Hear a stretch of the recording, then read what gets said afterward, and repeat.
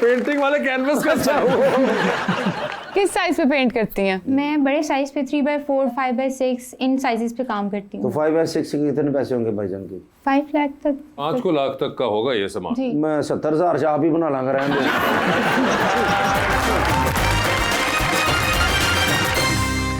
Welcome back जी रबानिया। लाला रुख अक्सर collectors जो हैं वो पेंटर्स को कहते हैं कि कुर्सियों के साथ पेंटिंग को मैच कर दें या पर्दों के साथ मैच कर दें, तो बुरा लगता है या कर देती हैं? मेरे पास अभी ऐसी कोई डिमांड आई नहीं है और ऐसे होता भी नहीं है, क्योंकि आर्टिस्ट की अपनी थिंकिंग, अपना प्रोसीजर, अपनी सारी फीलिंग्स होती हैं, वो उसको आप किसी के कहने पे चेंज नहीं कर सकते। वो आपका अपना काम होता है, वो आप खुद होते हैं, तो उसको आप नहीं बदल सकते किसी के कहने पे। अगर हाँ कोई वैसे पेंटिंग्स इस तरह से प्रोजेक्ट्स वाइज करवाना चाहे लेदर से, बोले कि लेदर चीज़ है, बट आप काम नहीं अपना किसी के कहने पे चेंज तो अगर करेंगे। आपको कोई कहेगा, कोई कलेक्टर या इस तरह से कोई बायर, तो आप कर देंगी? नहीं, बिल्कुल नहीं करूँगी, क्योंकि उनको अगर चाहिए मेरा काम तो उन्होंने मेरी स्टोरी लेनी है, तो मैं उनके अकॉर्डिंग तो नहीं काम करूँगी। क्या बात है। अरे ये आपका नाम लाला रुख है, ये लाला का मतलब क्या है? पर्शियन में लाला रुख को, रेड रोज को लाला रुख कहते हैं। अच्छा, लाला रुख कहते हैं। आपका रुख माशाल्लाह, मैं आपकी तरफ रुख करता हूँ तो आप बहुत प्यारी लगती हैं। तो आपकी जिंदगी में भी कोई ऐसा शख्स है जो आपको बहुत लाला रुख लगता हो? है कोई? किधर है भाईजान वो जॉब पे? अच्छा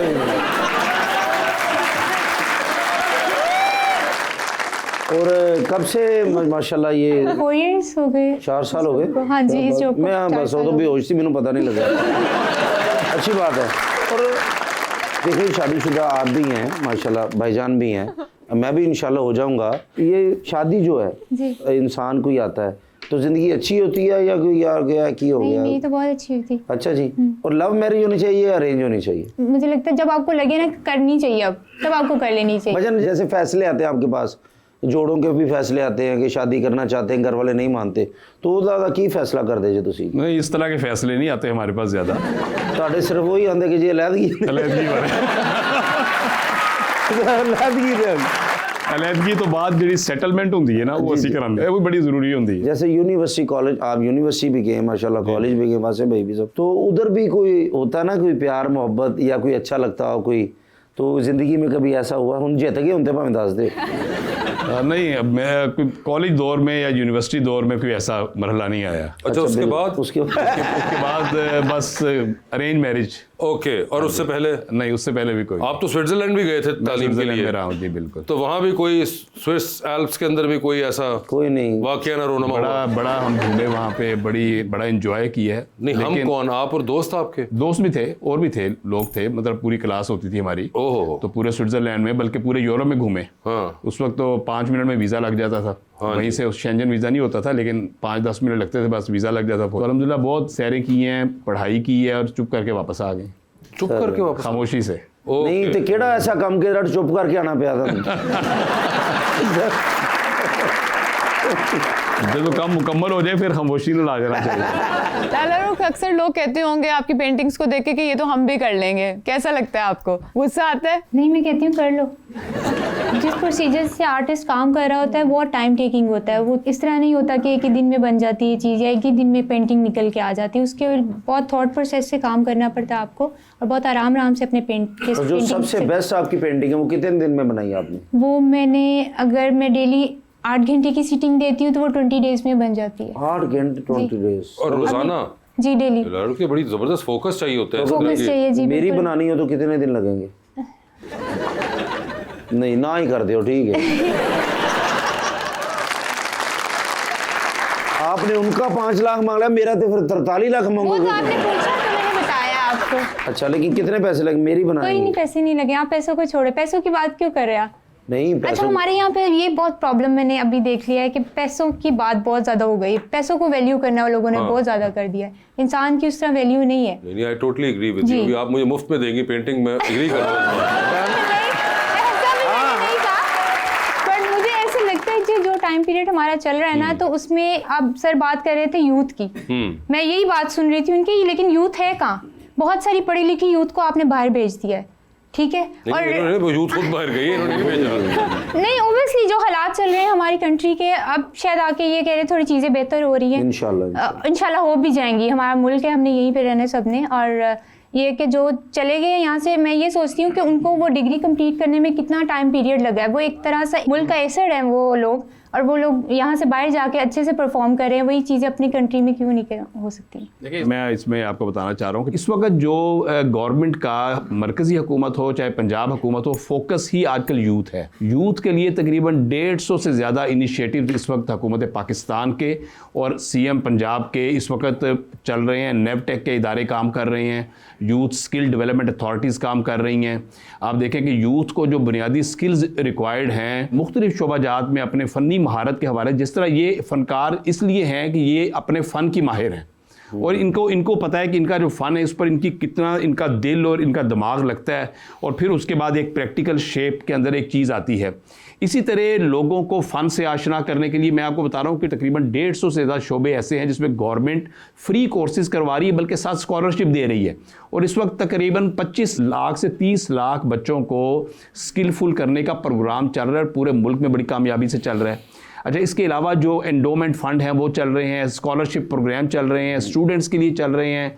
स्टूडेंट की पजीराई, टैलेंट की पजीराई, टैलेंट को अप्रिशिएट करना, ये इस वक्त गवर्नमेंट का बुनियादी फोकस है। और उसकी वजह क्या है कि ये जो नौजवान हैं, यूथ है, हमारी आबादी का 50% से ज़्यादा, जिन्होंने कल मुआशरे की बागडोर संभालनी है, जिन्होंने कल मुल्क की बागडोर संभालनी है, अपने ख़ानदानों का सरबराह बनना है, तो अल्टीमेटली अगर इनके टैलेंट को हम कैपिटलाइज करेंगे तो अल्टीमेटली इस मुल्क को भी फ़ायदा है। और दूसरा जो हमारी बहन ने बात की है जो मुल्क से बाहर जाने की, इसमें कोई हर्ज नहीं है। ये 24 करोड़ की आबादी का मुल्क है। देखिए, टैलेंट जो होता है, असल चीज़ क्या है कि हुकूमत की पॉलिसियाँ ऐसी होनी चाहिए कि जिसमें टैलेंट अप्रिसिएशन हो रही है और उसको मैच्योर किया जा रहा हो। अब उसके बाद जिसको अल्लाह ने टैलेंट दिया है वो चाहे मुल्क से बाहर चला जाए चाहे वो मुल्क के अंदर करे, ये अब उसके ऊपर है। तो मुल्क से बाहर जाने में कोई हर्ज नहीं होता। और बहुत सारे मुल्कों की इकॉनमी इसी बुनियाद पे चलती है कि ओवरसीज़ जो एम्प्लॉयमेंट होती है वो भी कंट्रीब्यूट कर रहे होते हैं टुवर्ड्स एक्सटेकर। तो असल चीज़ क्या है कि इस वक्त हुकूमत पाकिस्तान का भी फोकस और हुकूमत पंजाब का बिलखुसूस जो फोकस है वो है ही यूथ के ऊपर। और आप देखते हैं कि मरियम नवाज साहिबा के जो इनिशिएटिव्स हैं इस हवाले से, इन्हीं हर तीसरे दिन एक नया इनिशिएटिव आ रहा होता है जिसके अंदर कभी लैपटॉप की स्कीमें आ रही हैं, कभी स्कॉलरशिप दिए जा रहे हैं, कभी नौजवान रोज़गार स्कीम आ रही है। बच्चियों को घर बैठे फ़ोन आ रहे होते हैं कि जनाब बेटा आपका स्कॉलरशिप निकल आया है, आपका लैपटॉप निकल आया है। सर लेकिन नसीबा वाले लोग ने बच्चे जिन्होंने फोन आंदा जनाब कि आपका मोबाइल निकल आया, आपका लैपटॉप निकल आया। मैनू जदों फोन आया जी तुहाडे घरों सप निकल आया, तुहाडे तो बड़ा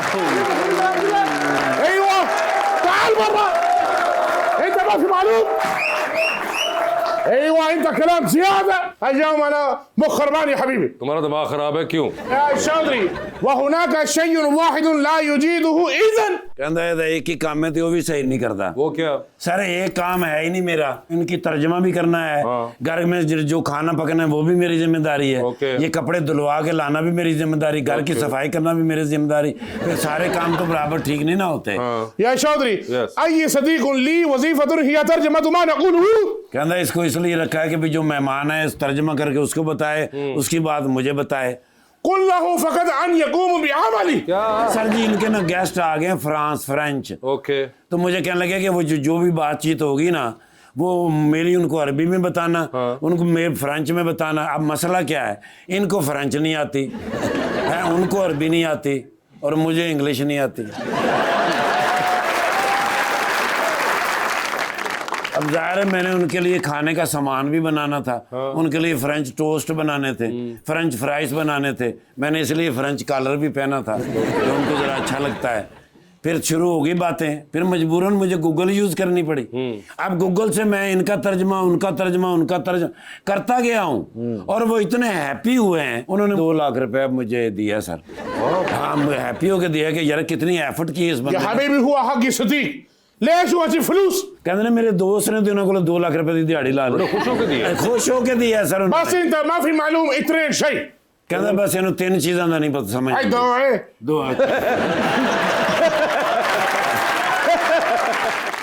हम दिमाग फ्रेंच भी है, अंग्रेजी भी है, अरबी भी है। वो क्या 2 थी? एक इन्हू फ्रेंच नहीं आती, दूजा इन्हू शर्म नहीं आती।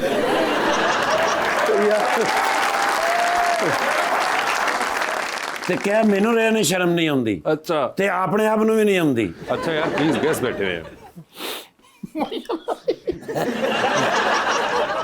सलाम वालेकुम। वालेकुम सलाम।